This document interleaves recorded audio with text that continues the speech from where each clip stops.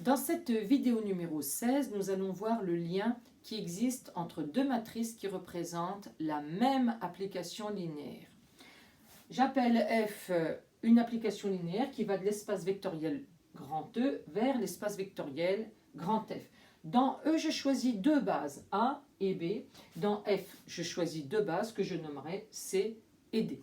Prenons un vecteur U de grand E et calculons son image par F, que je nommerai V. U appartient à E. Donc, je vais pouvoir exprimer U soit dans la base A, soit dans la base B. UA et UB sont donc les deux matrices colonnes. Dans UA, il y a les coordonnées de U dans la base A et dans UB, les coordonnées de U dans la base B. Ce qui relie les deux matrices colonnes UA et UB, ce sont les matrices de passage que nous avons vues précédemment lorsque nous faisions cours ensemble. Et le lien entre les deux matrices de passage, c'est que l'une est l'inverse de l'autre. De la même façon, pour V, cette fois-ci, les bases se nomment C et D. Nous avons donc les liens entre VC et VD par ces deux matrices de passage et l'une étant l'inverse de l'autre.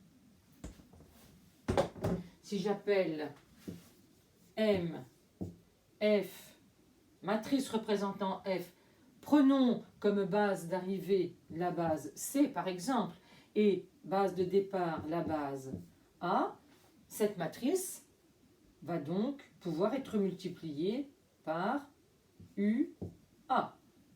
Et je vais donc obtenir le résultat dans la base C.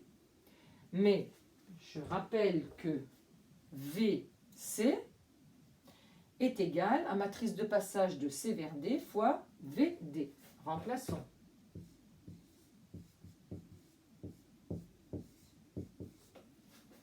De même, UA, matrice de passage de A vers B fois UB. Remplaçons.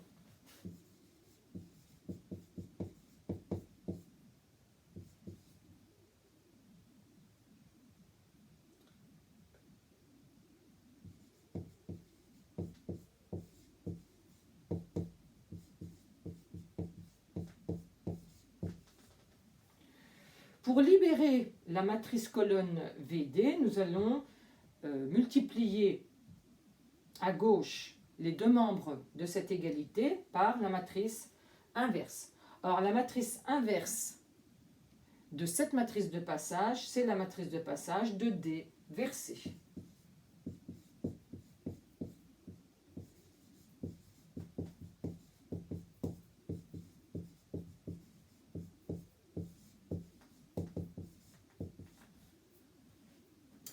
Si je regroupe